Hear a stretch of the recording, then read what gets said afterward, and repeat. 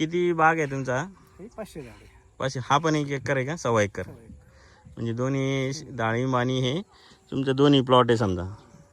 बरं आता सध्या किती माल लागलेला आहे ना? आता 90, 95, 100 असे फळ आहेत. ओके, दाखवता का मला कशा प्रकारे?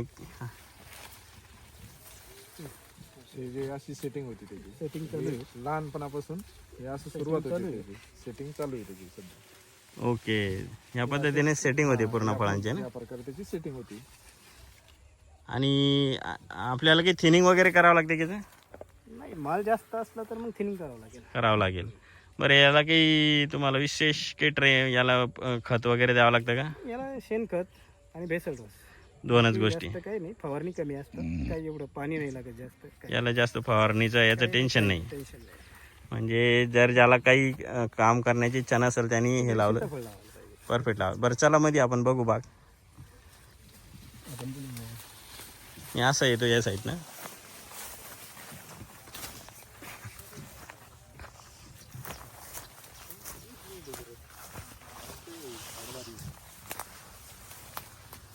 जागा कमी राहिली.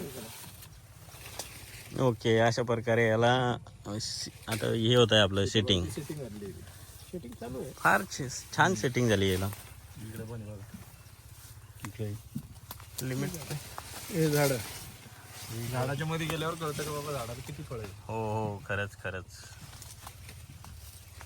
बाहेरून कोणी आलं त्याला वाटतं नसतं झाडच वाढलेले आहे. पहिल्या 2 महिने. जोपर्यंत त्याला पान आहे. तर अशा प्रकारे इंगळे सरांनी आपल्याला माहिती दिलेली आहे सीताफळाची. लागवड कशी करायची, काय करायची, त्याचे आम्ही काही पॉईंट्स त्याच्यात ॲड करू नंतर.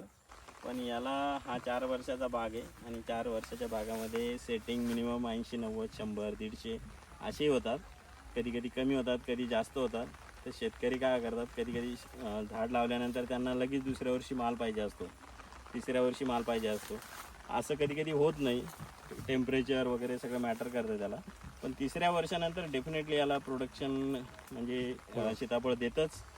त्याच्यामुळे एक ॲव्हरेज जर तुम्ही मक्का, गहू लावल्यानंतर 1 लाख कमवत असेल तर यांनी 1.25 लाख 1.5 लाख रुपये तुम्ही असं फेकलेलं समजायचं.